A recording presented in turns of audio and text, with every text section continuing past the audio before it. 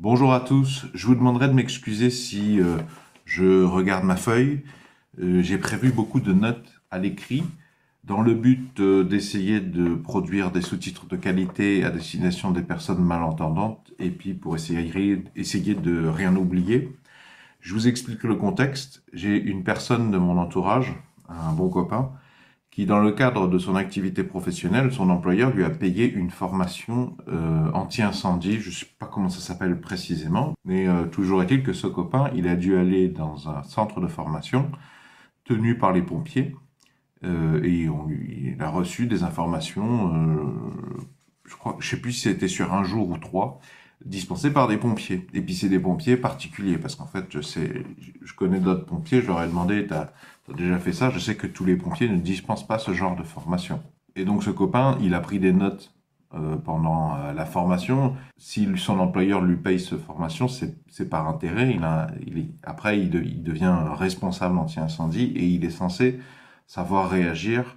Du coup, il a intérêt à prendre des notes parce que j'imagine que déjà un an plus tard, tu te souviens pas de grand-chose, mais 2 ans, 3 ans, 5 ans plus tard, encore moins. Et du coup, ce copain, je lui ai dit, bah écoute, est-ce que tes notes, là, tu pourrais me les mettre à l'écrit et je te paye 30 euros. Donc j'ai payé 30 euros pour avoir accès à ces notes parce que je trouve que c'est d'intérêt public. Ça vous paraît peut-être rien 30 euros, mais moi, je les trouve pas si facilement que ça dans mon budget. Et puis c'est quand même un peu bizarre dans l'histoire, nous payons des impôts. C'est quand même bizarre que ce soit moi, Olivier, youtubeur bricolage, qui parle de ces informations et tu verras que personne à la sécurité civile ou personne chez les pompiers n'a produit cette vidéo. C'est quand même bizarre que ce soit moi qui doive la produire. Donc je vous demanderai s'il vous plaît de bien vouloir la partager de manière à soutenir, de mettre des pouces vers le haut s'il vous plaît, voire même dans la description sous la vidéo, vous trouverez mon lien PayPal. Je sais qu'il y a certaines personnes qui ont les moyens et qui des fois m'envoient des messages pour me demander est-ce que tu n'as pas une cagnotte pour te soutenir. Je sais que c'est difficile pour tout le monde, hein. Je le spécifie juste pour ceux qui voudraient me soutenir financièrement. Il y a un lien dans la description sous la vidéo, j'en parle jamais mais je le mets quasiment systématiquement. Alors, avant de commencer, il faut comprendre ce qui est appelé le triangle du feu. C'est-à-dire que pour qu'il y ait un départ de feu, il faut, on va dire, 3 choses. Un combustible, ça peut être un liquide, un solide, mais ça peut être aussi un gaz ou un mélange de gaz. Ensuite, donc on a le combustible, ensuite il faut un comburant. Par exemple, l'oxygène, que nous rencontrons le plus souvent dans notre vie sous forme gazeuse, dans le mélange de gaz que constitue l'air ambiant. Donc le triangle du feu, j'ai dit un combustible, un comburant, un départ d'incendie, enfin le feu, on peut voir ça comme une réaction chimique, mais pour avoir cette réaction chimique, déjà, il faut 2 réactifs. Le bois, l'essence, ça suffit pas. Le bois ou l'essence réagissent chimiquement d'une certaine manière avec un comburant, par exemple l'oxygène. S'il n'y a pas le comburant, il n'y a pas de feu. Et la troisième chose, c'est qu'en fait, il faut une activation, il faut une étincelle de départ. Ça peut être une flamme, ça peut être un court-circuit électrique, ça peut être un échauffement, une pièce de métal qui chauffe tellement qu'elle arrive à atteindre une valeur critique qui va permettre le déclenchement de la mise à feu des 2 réactifs, le combustible et le comburant. Alors ensuite, dans ces autres notes, il y a plusieurs classes de feu. Et c'est important de les connaître après pour savoir comment intervenir dessus. Il y a des feux de classe A, comme alpha. C'est les feux de matière solide, dits secs, par exemple le bois, le papier, le tissu. Il y a des feux de classe B, c'est les feux de liquide ou de solide liquéfié. Les feux de classe C, ce sont des feux de gaz. Les feux de classe D, ce sont les feux de métaux et de certaines matières plastiques. Les feux de classe F, ce sont les feux d'huile ou de graisse servant d'auxiliaire de cuisson. D'ailleurs, c'est peut-être le bon moment pour faire une petite précision. Certains vont me dire, mais pourquoi c'est pas les pompiers qui font cette vidéo? Pourquoi c'est toi? Tu risques de faire des erreurs. Eh bien, justement, la relation de cause à effet n'est pas un concept scientifique, ce que je me permets de le rappeler. Ce qui est un concept scientifique, c'est les probabilités conditionnelles et les coefficients de corrélation. Je veux simplement dire par là que j'espère bien, en faisant une vidéo qui probablement aura des gros défauts, ferrer l'ego et une certaine réaction des pompiers pour qu'ils se bougent les fesses, pour qu'il y ait quelqu'un là-haut à la hiérarchie qui se dise mince, ça nous fout un peu la honte. Je ne demande qu'à ça, qu'il y ait des professionnels qui fassent une vidéo sur ce sujet, qui complètent, mais visiblement, ils ont besoin d'être provoqués. À l'heure actuelle, il n'y a toujours pas de vidéo sur le YouTube francophone sur les recommandations des pompiers en cas de panne d'ascenseur, tu remarqueras. Il n'y a que moi pour le moment. Si vous utilisez un extincteur à l'extérieur, il faut toujours se positionner de sorte que le vent vous souffle dans le dos. Alors, je vais rajouter un petit commentaire de garçon personnel.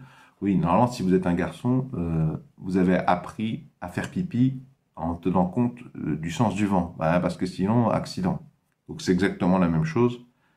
Quand on va utiliser un extincteur à l'extérieur, il faut faire gaffe à ça. Mais normalement, comme vous le faites déjà quand vous faites pipi, c'est un truc que vous avez, surtout si vous êtes un garçon, vous avez déjà assimilé. Enfin, si vous êtes une fille aussi, j'imagine, parce que bon, poser culotte, si on n'a pas pris en compte la bonne direction du vent, c'est le risque de se prendre une bourrasque et de se retrouver avec du pipi sur les vêtements. Je suis désolé si ça part un petit peu dans tous les sens, ce sont des notes, hein, c'est un peu brut. Et si vous vous sentez prêt à faire une meilleure vidéo, je vous invite à le faire. Les extincteurs à poudre A, B, C sont les plus polyvalents. Ils sont efficaces contre les feux de classe A, B et C. Les extincteurs à mousse sont utilisables sur les feux de classe A et de classe B. Les extincteurs à CO2, dioxyde de carbone, servent à éteindre les feux de classe B. Alors ensuite, il y a une distance à respecter quand vous allez utiliser un extincteur. Il faut regarder l'extincteur et regarder le nombre de lettres qu'il y a dessus. Là, je viens de vous parler des extincteurs à poudre ABC. 3 lettres. Eh bien, si vous voyez une lettre marquée sur l'extincteur, hein, donc soit A, ou alors B, ou alors C, par exemple, eh bien, il faut garder une distance d'1 mètre entre la bouche de l'extincteur et la source, enfin, le feu. Si vous voyez sur l'extincteur 2 lettres, par exemple AB, je suppose, ou BC, eh bien, il faut compter 2 mètres de distance. Et si vous voyez 3 lettres sur l'extincteur, par exemple les extincteurs à poudre ABC, eh bien, il faut respecter une distance de 3 mètres entre la bouche de l'extincteur et le feu. Ensuite, les points à retenir. Il est interdit de brancher une multiprise sur une multiprise. Bon, alors, petite précision personnelle, en tant que personne qui s'intéresse au sujet de l'électronique, c'est un peu différent, mais je comprends tout à fait ce qu'ils veulent dire. Disons que si vous voulez approfondir le sujet, il faut approfondir le sujet de l'électronique. Et en fait, en électronique, vous apprenez normalement à avoir une idée assez précise de la puissance, de l'intensité appelée par chaque composant électronique. Et du coup, vous savez aussi ce qu'une multiprise, parce qu'à son dos, au dos d'une multiprise, c'est marqué l'intensité maximum qu'elle supporte. Et du coup, vous êtes censé maîtriser ça. Donc, quelqu'un qui est bon en électronique, il peut brancher une multiprise sur une multiprise en lien avec le fait qu'il a bien vérifié l'intensité appelée par tous les composants et qu'il a bien vérifié que même au pire des cas, il n'y aura jamais dépassement de la limite d'aucune des multiprises utilisées, en tenant compte en plus de marge de manœuvre de sécurité. Il est interdit de brancher une triplette sur une multiprise. Même histoire. 83% des appareils ou prises électriques venant d'Asie sont dangereux. Vous vous souvenez peut-être qu'il y a quelques semaines, j'ai publié une vidéo à propos des sites chinois comme AliExpress, Banggood, où je disais, attention, les pompiers, eux, ils déconseillent d'utiliser du matériel électronique. Alors moi, je suis particulièrement concerné parce que j'ai l'habitude d'acheter notamment des petits convertisseurs de tension courant continu vers courant continu et d'autres produits, mais apparemment, les pompiers, eux, conseillent continuer d'acheter sur AliExpress, Banggood, ce que vous voulez, mais n'achetez pas des produits d'électronique. Achetez des produits dont vous êtes sûr et certain qu'ils sont soumis à des normes européennes, donc plus des produits d'Europe, Allemagne, Pologne par exemple. Bon, petite réflexion personnelle, moi ça m'arrive d'acheter de l'électronique allemande et d'être très très déçu, hein, d'avoir des problèmes de court-circuit très très rapidement. Ensuite, si vous avez un enrouleur, vous savez les enrouleurs de câbles, c'est facilement plusieurs mètres, hein, de câbles au final 3-4 mètres, les pompiers disent il faut tout dérouler, sinon ça fait résistance. Ça chauffe et ça peut brûler, au sens départ d'incendie, départ de feu. C'est pareil pour un aspirateur. Vous voyez les appareils domestiques, les petits aspirateurs domestiques, il y a souvent un enrouleur intégré dedans. Alors mon copain a noté résistance. Les électroniciens, je ne sais pas comment ils l'expliqueraient. s'il ne dirait pas plutôt qu'il faut parler d'inductance. Mais en tout cas, le message des pompiers était très clair. Il faut dérouler intégralement les enrouleurs. Vous ne déroulez pas juste le petit mètre ou le mètre et demi qui vous arrange. Je suis surpris parce qu'en plus, moi j'aurais dit que si tu déroules plus de câbles que nécessaire, il y a plus de câbles, plus de chances de se prendre les pieds. Mais apparemment, non, les pompiers, très très clairement, te disent qu'il faut dérouler les enrouleurs intégralement. Il est interdit de mettre quelque chose sur un convecteur électrique. Alors ça, je vous renverrai vers l'épisode que j'ai fait entre la différence entre un convecteur électrique et un radiateur électrique, vu qu'effectivement, quand on comprend la différence, on comprend que dans le cas du convecteur électrique, si on met quelque chose dessus, eh bien, inexorablement, on va avoir un départ de feu. Et c'est important de comprendre en lien avec quoi, particulièrement dans le cas du convecteur et un peu moins dans le cas du radiateur. Et de toute façon, si vous êtes français, vous savez que dans les convecteurs, tout en haut, il y a marqué Do not cover ou ne pas couvrir. C'est aussi le cas dans le cas des radiateurs, mais en tout cas, dans le cas des convecteurs, c'est systématique. Donc, pas de petites culottes à sécher sur les convecteurs, pas de chaussettes à sécher sur les convecteurs électriques. Ne mettez pas vos chaussures sur votre convecteur électrique sous prétexte que c'est difficile à faire sécher. Je sais, c'est pénible, mais c'est catégorique. Mettez pas votre serviette non plus à sécher sur votre convecteur électrique. Si vous ne savez pas faire la différence entre un convecteur et un radiateur, allez voir la vidéo que j'ai dédiée à ce sujet. C'est vraiment très simple. C'est pas très très compliqué. Il faut toujours débrancher les chargeurs après chaque utilisation. Vous savez, les chargeurs de smartphone par exemple, et bien même quand on a terminé de charger son smartphone, il ne faut pas partir de la chambre de la maison en laissant le chargeur branché. Les pompiers nous disent il faut toujours débrancher. Alors je suppose qu'on peut du coup utiliser plutôt des multiprises avec des interrupteurs, l'interrupteur principal qui gère toute la ligne, et puis aussi il y a des multiprises avec un interrupteur en plus sur chaque boucle. Ça vous permet de débrancher vos chargeurs sans avoir à tirer dessus, c'est quand même un peu plus confortable. Si vous voulez un exemple de telle multiprise, je vous en mets une dans la description sous la vidéo, je l'ai acheté 2 fois, mais je ne vous la recommande pas parce que j'ai eu 2 accidents assez rapidement avec ces produits. C'est juste pour que vous voyez à quoi ça ressemble. Ne jamais téléphoner pendant le chargement de portable car on peut prendre 220 volts. Risque d'électrisation. Oui, alors ça je vous disais, c'est par rapport aussi au triangle du feu. Vous vous souvenez, j'ai dit le comburant, le carburant et l'étincelle, l'activation. Le petit truc de départ qui va lancer le feu, qui va activer le départ, ce qui va permettre le lancement de la réaction chimique entre le combustible et le comburant. Et du coup, quand vous mettez le téléphone qui est en charge, de ce que j'ai cru comprendre, en fait, vous l'approchez de votre joue qui est couverte de gras, de cire, c'est-à-dire un combustible. Il y a le gras sur votre peau et plein de choses autour, les poils, qui sont un combustible. Il y a l'air autour qui contient de l'oxygène, le comburant. Et donc, vous avez le combustible, le comburant. Et le problème, c'est que quand vous branchez votre smartphone, par exemple, qu'il est en train de charger, oui, effectivement, il y a une tension de 250 volts qui lui arrive au chargeur. Et le chargeur, le bloc transfo, est connecté par le câble à votre smartphone. Et alors, 2 choses, de ce que j'ai cru comprendre, là, c'est moi qui parle. Déjà, en vieillissant, le smartphone, il va avoir des couacs, des petits problèmes. Du coup, notamment, un problème très connu, c'est une perte d'isolement. Il peut y avoir du 250 volts, des petites pertes, des petites fuites, si vous voulez, de signaux de 250 volts qui vont être conduits par les âmes en cuivre du câble électrique et qui peuvent aller jusqu'à votre oreille. Normalement, la tension qui traverse les câbles électriques, qui relie le bloc transformateur, le chargeur du smartphone à votre smartphone, c'est une tension de 4,6 volts, qui n'est pas suffisante pour créer un départ de feu. C'est là la différence avec le 250 volts. Et deuxièmement, je vous ai dit 2 choses. Deuxièmement, outre le vieillissement, les problèmes de conception des chargeurs de smartphone, il y a aussi en électronique ce qu'on appelle les parasites. Que sont les parasites? Eh bien, de ce que j'ai cru comprendre, c'est un ensemble de signaux. Et parmi les signaux, il y a des grosses tensions sur des petits intervalles de temps. Vous ne vous en rendez pas compte, mais un appareil peut produire ou recevoir. Il faut bien comprendre que le câble de votre chargeur de smartphone, c'est une antenne. N'importe quel morceau de métal dans l'univers, c'est une antenne. Il reçoit des choses. En plus de ce qui est à proximité immédiate, le chargeur lui-même, le transformateur et les appareils qui sont autour, Il y a tous les rayonnements qui existent dans l'état naturel et qui nous traversent en permanence. Et donc je vous disais, les morceaux de métaux sont des antennes qui peuvent les capter. Ce sont des signaux parasites, ils n'ont rien à voir avec les tensions qui sont prises en compte au moment de la fabrication, de la fonction de l'appareil électrique. Mais du coup, ces signaux parasites, on ne s'en rend pas compte parce qu'on est quand même des gros animaux avec des résistances internes.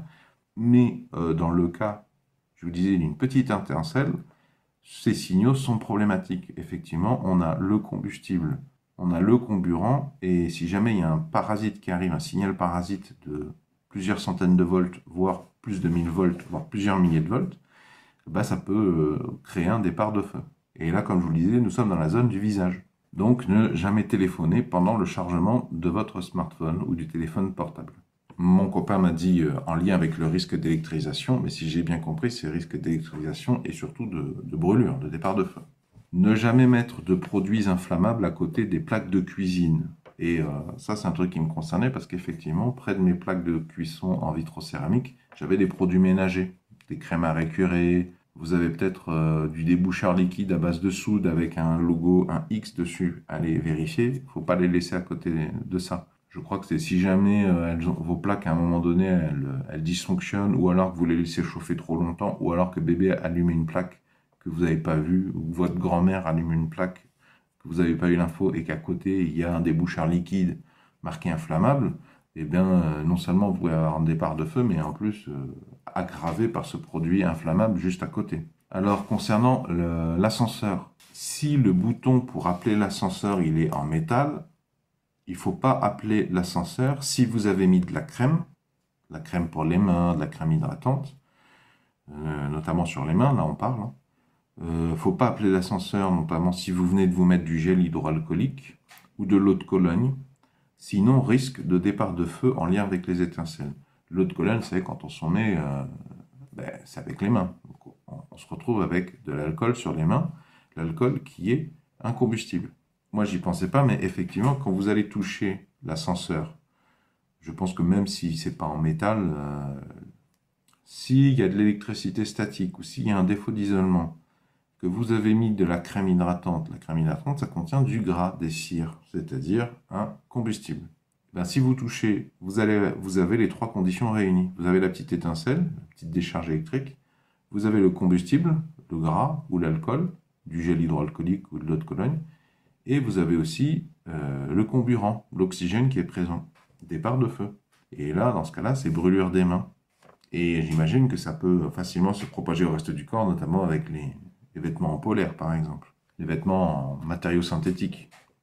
Et du coup, dans la continuité, il ne faut jamais mettre une crème, parce que ça contient du gras, de l'eau de Cologne ou du gel hydroalcoolique sur le visage d'une personne qui va porter un appareil à oxygène. Les appareils respiratoires, vous savez, pour aider les personnes âgées ou les personnes qui ont une maladie ou un accident, on leur met un masque qui leur donne de l'oxygène. Mais il ne faut jamais leur mettre de gras, d'eau de Cologne ou de gel hydroalcoolique ou un truc dans le même genre, qui soit combustible en fait. Il ne faut pas le mettre à l'endroit où on va leur mettre le masque. Et il ne faut pas leur en laisser sur les mains parce que c'est des homo sapiens. Donc en fait, ils vont toucher leur propre masque avec leurs mains. Et c'est exactement la même chose que ce qu'on vient de dire avec le bouton d'appel de l'ascenseur. Vous avez un appareil électrique avec des tuyaux qui peuvent conduire une énergie statique, voire même qui contiennent du métal, qui peuvent conduire tout un tas de parasites électriques, donc énergie d'activation. Ça vient en contact de la peau qui est naturellement grasse, d'autant plus grasse si vous avez mis de la graisse ou de l'eau de Cologne juste à côté. En plus, l'eau de Cologne, ça émane de l'alcool, ça diffuse. Et pareil, si vous occupez de la toilette d'une personne âgée, que vous lui hydratez les mains, que vous lui mettez un petit peu d'eau de Cologne pour lui faire plaisir, et ben, le problème, c'est que quand elle va monter ses mains à son masque pour le réajuster ou pour se gratter quelque part, si elle se prend la petite décharge à ce moment-là, eh bien, départ de feu. Et ça, j'avoue que j'y avais pas pensé. Autant pour l'ascenseur que pour... t'imagines, tu portes assistance ou tu essaies de faire plaisir à la personne âgée, de t'occuper bien d'elle, et puis en fait, sans le savoir, tu crées les conditions de départ de feu, et là, sur le visage, hein, sur une personne âgée. Hein. Autre chose, les ondes du portable sont dangereuses, entre parenthèses, énergie d'activation. Bon là, j'avais un peu plus de mal, parce que quand je commence à voir les ondes du portable, bon, Mais en fait, pour parler un petit peu plus comme comprendrait un électronicien, oui, effectivement, le smartphone, le portable est une source de parasites. Et du coup, le problème du smartphone et du portable, c'est qu'il nous accompagne beaucoup dans plein de configurations disponibles et on ne pense pas, effectivement, est-ce que le triangle du feu, là, est réuni au moment où je l'utilise. Et notamment la station-service. Parce que station-service, émanation de carburant, oxygène et le portable. Quand vous allez faire le plein à la station-service, laissez toujours votre smartphone avant dans la boîte à gants à l'intérieur. De ce que je vais comprendre, il faudrait même le laisser dans le vide-poche ou dans la voiture, dans la boîte à gants, sur le tableau de bord en plastique, avant même de sortir du véhicule, aller remplir votre réservoir. Avant d'appeler les pompiers, il faut effectuer une levée de doute. Donc là, on part sur un départ de feu, par exemple chez vous. Avant d'appeler les pompiers, il faut effectuer une levée de doute. Ça consiste à vérifier qu'il y a vraiment besoin d'appeler les pompiers, qu'il y a effectivement un feu et qu'on ne peut pas gérer ce feu soi-même. Alors je crois que cette note, c'était dans le sens, si vous êtes chez vous, il y a un départ de feu, vous avez un extincteur à côté de vous. Au lieu d'appeler, vous chopez l'extincteur en toute première chose. C'est pas déconnant d'attraper votre extincteur et de tout de suite intervenir. Si, une fois votre extincteur il est vide, par exemple, c'est pas la peine d'aller chercher d'autres extincteurs. Là, il n'y a plus de levée de doute. Il faut appeler les pompiers immédiatement, il faut vous barrer.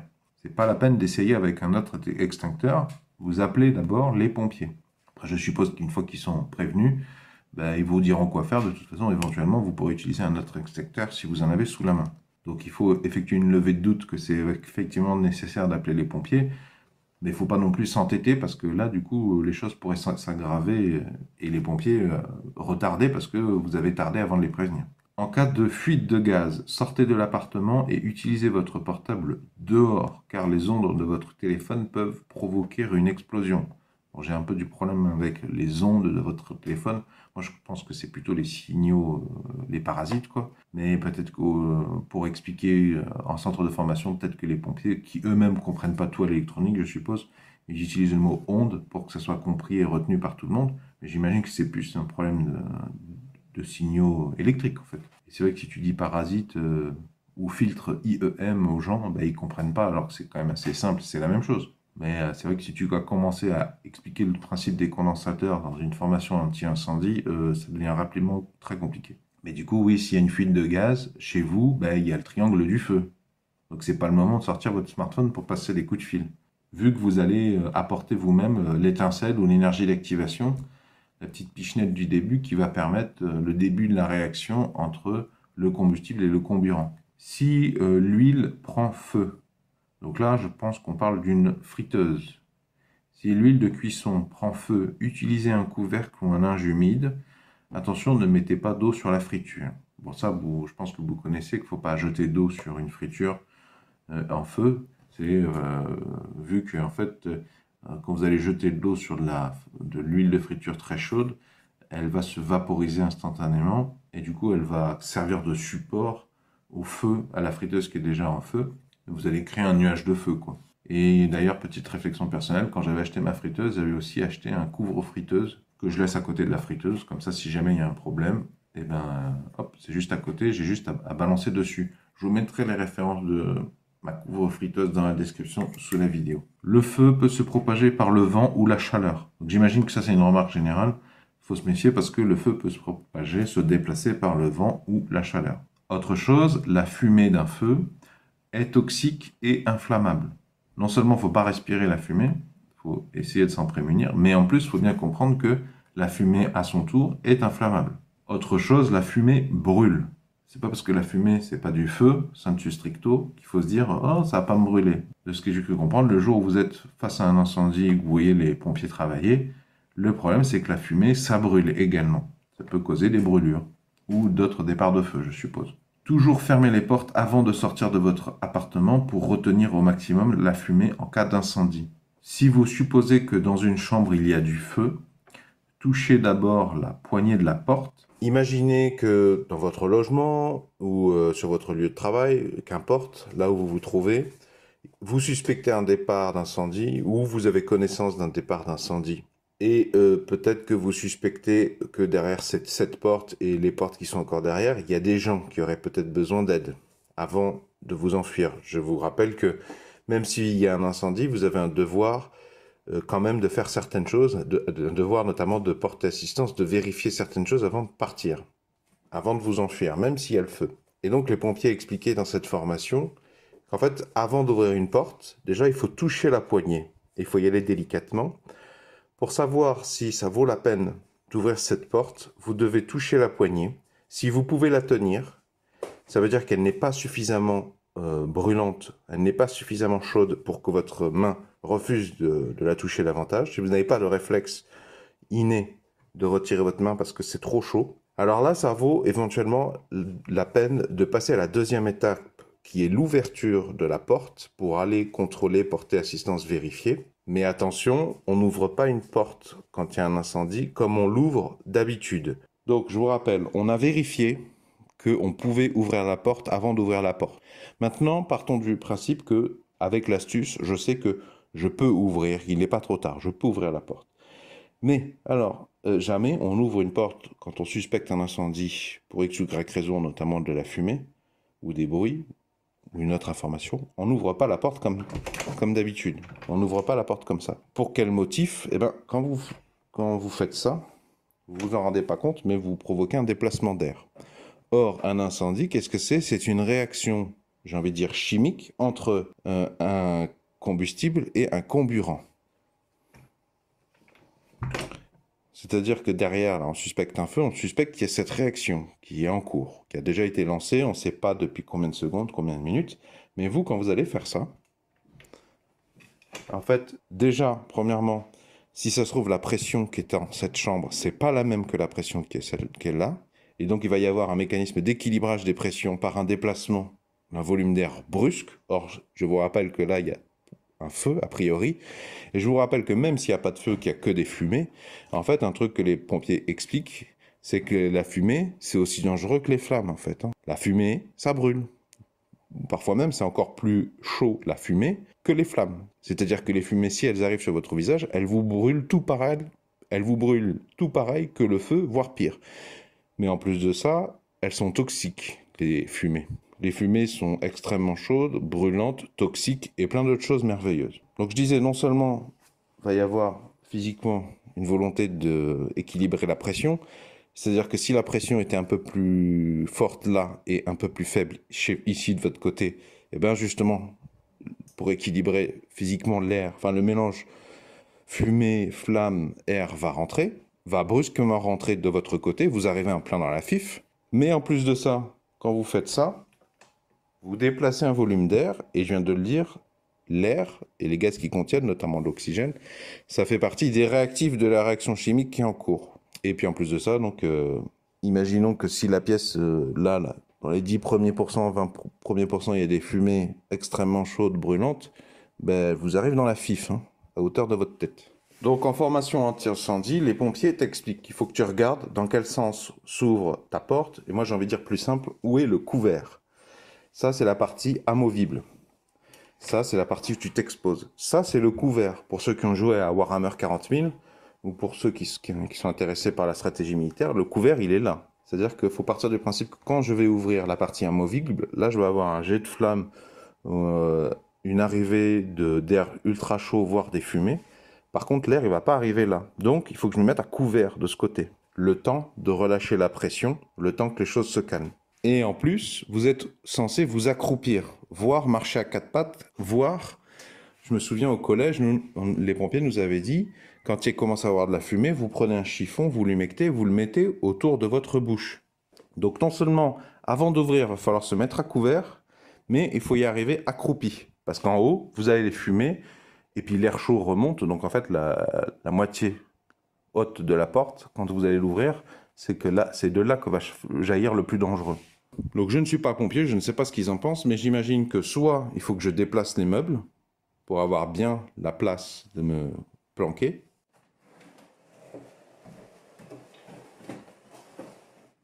Mais je suis pas sûr que les pompiers seront d'accord parce que déjà tu perds du temps. Et puis là, en l'occurrence, quand je déplace mon meuble, je le mets devant la porte qui te permettra d'enfuir. Donc je perds beaucoup de temps. Enfin voilà, je suis censé arriver comme ça, me mettre à couvert, ouvrir la porte et rester à couvert, par mesure de sécurité. Ou alors, je touche à rien, mais je me colle un maximum.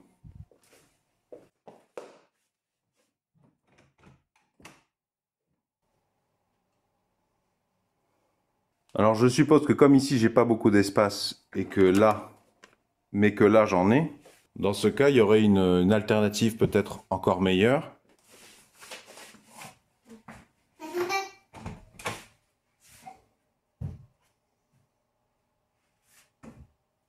Je demanderai aux pompiers qui passeront par là de confirmer ou infirmer laquelle des trois est la meilleure, à leur sens, dans ce cas. Voilà, deuxième exemple qui devrait nous permettre de nous faire comprendre. Là, nous sommes dans le cas d'une autre porte où elle s'ouvre en tirant côté droite. Alors, cette fois-ci, je ne vais pas me mettre de ce côté. Vu que, si j'ouvre là, je fais un appel d'air et je me retrouve exposé aux fumées et aux flammes. Le principe reste le même, il s'agit de rester à couvert le maximum. Sauf que là, de ce côté, c'est la porte qui va pouvoir faire un couvert qui m'accompagne. Pour préciser, ici, je ne sais pas si c'est important, j'ai un gros meuble. Hein. Donc là, le bon sens d'ouverture, c'est d'arriver accroupi, voire à quatre pattes, et d'ouvrir la porte en l'utilisant comme un bouclier.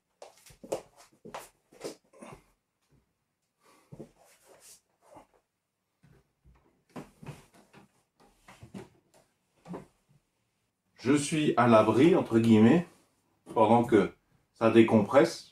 Et dans un deuxième temps, je peux observer ce qui se passe et m'adapter en conséquence. Si vous n'arrivez pas à éteindre le feu avec un seul extincteur, sortez et appelez les pompiers. Si vous n'avez pas de réseau sur votre téléphone portable, vous êtes, je sais pas, imaginez que vous êtes à la montagne ou dans un coin de Camargue où ça ne captait pas votre opérateur téléphonique, eh bien, il faut composer le 112. Je ne le savais pas, mais apparemment, le 112, ça marche même quand il n'y a pas de réseau dans certains coins. Alors, j'ai demandé à mon pote, j'ai lui dit, tu me parles bien du réseau, hein, tu me parles pas de quand il n'y a plus de crédit. Parce que je savais déjà que quand tu n'avais plus de crédit téléphonique, tu pouvais quand même appeler les numéros d'urgence comme le 112.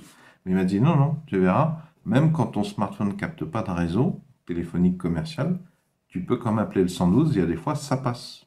Je ne le savais pas du tout. Si vous êtes une personne malentendante, ou que vous n'êtes pas une personne malentendante, qui n'a pas de problème à parler particulièrement, mais que vous êtes dans un cas de séquestration, d'enlèvement, d'actes terroristes, de violence conjugale, par exemple, vous êtes enfermé dans la salle de bain, et vous avez fermé la clé, mais l'autre, il est en train de défoncer la porte, il ou elle, de manière générale, quand vous ne pouvez pas parler pour ne pas vous dévoiler, vous mettre davantage en danger, envoyez un message au 114. C'est un numéro dont j'ai déjà parlé dans un épisode séparé que je vous mets dans la description sous les vidéos si vous voulez plus de détails pour comprendre c'est quoi le 114. Et il existe également une application smartphone à télécharger qui s'appelle le 114. Je vous invite à le faire dès maintenant, comme ça vous n'avez plus à vous poser la question.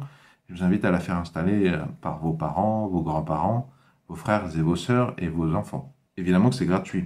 Et je crois même que c'est assez franco-français comme invention. Je crois que ça vient du CHU de Grenoble. Cocorico, monsieur, Cocorico. 112 c'est européen, mais le 114 je crois que c'est français.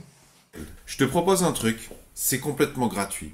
C'est dans le strict respect de la réglementation générale sur la protection des données. C'est que moi, tous les mois, ceux qui s'intéressent, je leur envoie un mail. C'est gratuit, hein, il n'y a pas d'histoire de pognon, je ne partage ces adresses email à personne, tu peux te désinscrire n'importe quand. Tous les mois, j'envoie un mail à tous les inscrits. Et dans ce mail, il y a maintenant une playlist YouTube, une série de vidéos YouTube. Ce que je te propose, c'est que tous les mois, je t'envoie ce mail, tu cliques dessus, tu essaies de te trouver quelques minutes, tu cliques dessus sur cette série, et comme c'est une série, une playlist YouTube, toutes les vidéos vont se jouer automatiquement les unes à la suite des autres. Et ça va te permettre de réviser, porter assistance à ton prochain, te rappeler qu'il faut que tu installes sur ton smartphone certaines applications, notamment les applications qui te permettent de savoir quels sont les défibrillateurs les plus proches de chez toi. Par exemple, des révisions sur que faire si tu es témoin de quelqu'un qui s'est blessé, qui s'est ouvert. Que faire si tu es témoin de quelqu'un qui délire visiblement, qui est partiellement asphyxié à cause de problèmes de monoxyde de carbone dans son logement. La mise en position latérale de sécurité. Quand est-ce qu'il faut mettre en position latérale de sécurité? Réviser les numéros d'appel des urgences. Que faire en cas de noyade? Comment gérer l'étouffement chez l'adulte? Comment gérer l'étouffement chez le bébé? parle de l'APLS, il y a aussi l'APLS pour les bébés. En fait, c'est plein de sujets sur les premiers secours. Et l'épisode que tu viens de voir, c'est un épisode que j'ai créé spécifiquement pour le rajouter à cette série de révisions mensuelles. Donc dans la description sur la vidéo, en plus des sources et de la vidéo du docteur Moussaïd, tu auras un lien qui te permet de t'inscrire. C'est gratuit. Tu peux te désinscrire n'importe quand. Je ne partage ces informations à absolument personne. Je ne revends encore moins ces informations à personne. Tu peux te désinscrire n'importe quand. Et c'est une fois par mois. C'est un rappel mensuel. Et la plupart des vidéos, c'est pas des vidéos de moi. C'est des vidéos faites par la protection civile ou par des pompiers, des professionnels de la sécurité civile, des urgences, de la formation au premier secours.